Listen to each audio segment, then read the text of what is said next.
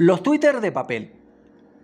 Estas piezas tan particulares se siguen utilizando incluso hoy en día y fueron muy populares en los años 80, pero su historia se remonta en el tiempo un poco más atrás. Al principio, los altavoces de alta fidelidad tenían un solo componente todo banda, no de alta gama, un componente todo banda básico, que podía reproducir razonablemente bien una parte más bien angosta del espectro audible. Con la mejora de las técnicas de grabación, los fabricantes se dieron cuenta de que un solo componente de 6,5 pulgadas no era suficiente para ofrecer la respuesta en frecuencia que la gente estaba esperando. Así que se inventaron un pequeño componente. Era más bien como un buffer pequeñito, pero capaz de reproducir frecuencias tan altas como los 13 o los 14 kHz, dándole brillo y sedosidad al sonido de los altavoces que estaban fabricando en aquella época. Si bien fue una idea muy buena, hoy en día no nos parecen unos tweeters muy buenos, aunque muchos de los altavoces vintage que vamos a seguir consiguiendo en el mercado llevan un tweeter de este tipo. La unidad que les muestro es una unidad Altec de alta gama. Es un tweeter de 2,5 pulgadas de cono de papel con un centro de aluminio y es una pieza importante porque tiene un gigantesco imán para llegar a los 91 decibeles de sensibilidad watt-metro y que haga juego con estas maravillosas piezas. Las Altec 9 Series 2. Pero todos los altavoces que se ofrecieron en aquella oportunidad no eran tan buenos como estos, pero tenían el mismo problema.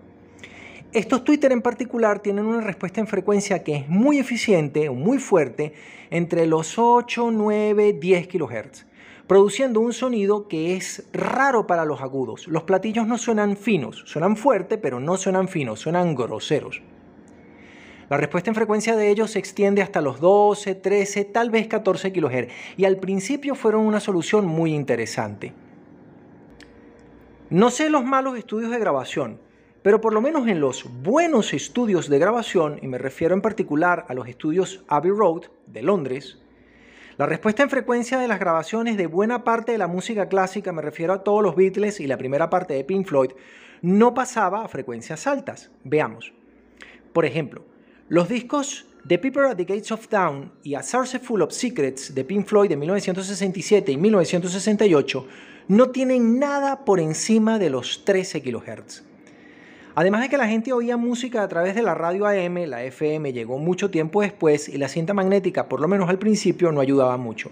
Así que esta respuesta en frecuencia más bien limitada era satisfactoria para el resto de la gente y, por supuesto, era novedosa y amplia. Pero pronto llegamos al límite, veremos cuál es. Los tweeters de papel no solamente no tienen una respuesta en frecuencia plana y suenan más fuerte alrededor de los 9 kHz, depende del modelo. El filtro crossover de primer orden con el que casi siempre se asocian, sobre todo en los altavoces de bajo costo que se fabricaron hasta los años 80 y que de hecho se siguen utilizando hoy en muchos mini componentes Sony y LG que se están vendiendo ahorita, hacen que su sonido sea muy distorsionado entre 1 y 4 kHz. Y por último, como son unos componentes que tienen un diafragma de 2 pulgadas y medio de diámetro, no pueden reproducir nada más allá de los 14 kHz con muy buena suerte.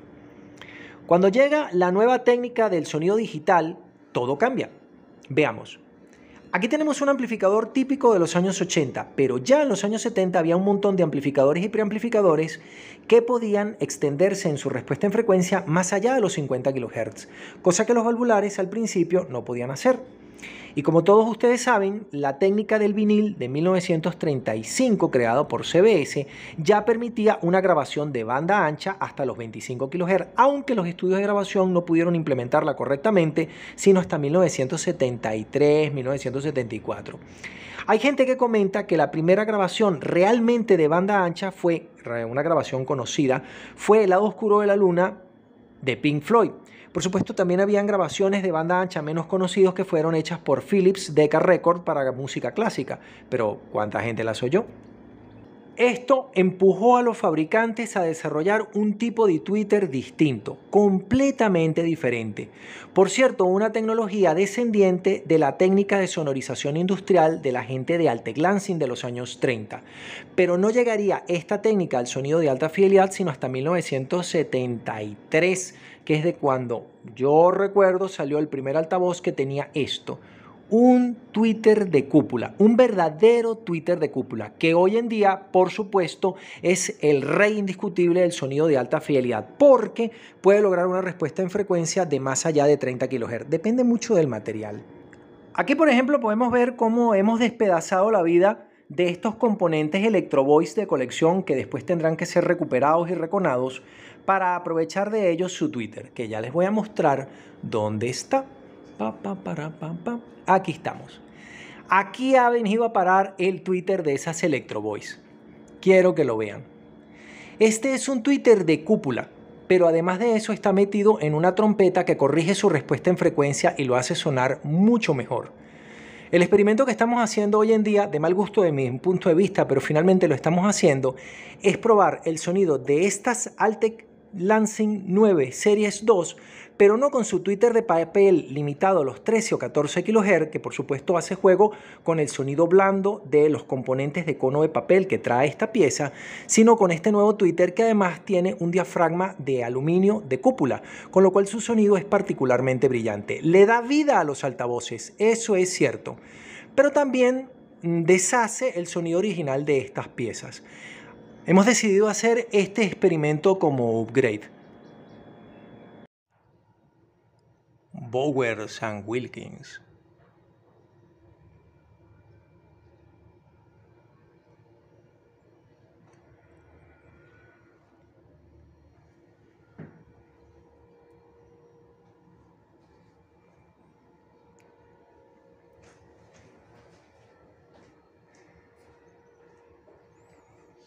Este es como los mensajes aquellos de Volkswagen, Das Auto. ¿A quién se le ocurre pagar plata por unas cajas que están hechas sin MDF? $1000 valen estas porquerías. No, porque es que B&W son los mejores fabricantes de altavoces del mundo mundial. Y entonces te venden unas cosas que si les cae una gota de agua, se convierten en esto. Mira. Bowers & Wilkins. Unos tweeters remendados con tape para que terminen de sonar y rellenos además con goma espuma. Ah, y con este material, que es un material desarrollado por la NASA, que tiene unas propiedades acústicas fantásticas. De estas maravillosas piezas Electro Voice, que queremos recuperar por supuesto, en este momento estamos probando sus Twitter. Aquí está un Twitter suelto. Este Twitter es un Twitter de cúpula, de aluminio, utilizado como driver de compresión y que utiliza esta trompeta como difusor para corregir su directividad y su respuesta en frecuencia. Este niño es hijo de la técnica de Altec Lansing, por supuesto desarrollado en este caso por Electro Voice, pero finalmente la técnica es la misma. Eso ha permitido construir estos altavoces como unos, no sé cómo llamarlos, unos coaxiales, casi triaxiales, porque hay un segundo diafragma un poco más pequeño que el buffer grande que trata de reproducir el registro medio. Por eso es que aquí tenemos dos Twitter distintos que les quiero mostrar. Acá está el Twitter original de cono de papel de 2 pulgadas que se utilizó y que se sigue utilizando hoy en día, y su primer descendiente, que era este Twitter, también de bobina y de imán, pero que tiene una eficiencia un poco mayor, una respuesta en frecuencia un poco más extendida. Al principio es solo 17 o 18 kHz, pero el cambio en la nitidez y la calidad del sonido es dramática. La tercera evolución de esta pieza no la tengo suelta, pero seguramente la conocen, que es este Twitter de cúpula de aluminio laminada que fabrica B&W, a veces en aleación, un poco de aluminio, de titanio, de magnesio, le ponen diamante, lo endurecen, lo ablandan. JBL tiene mucho que decir acerca del diseño de este tipo de piezas para lograr el sonido que ellos están esperando sin la resonancia al final de la banda. Desde Santiago de León de Caracas, saludos y suerte.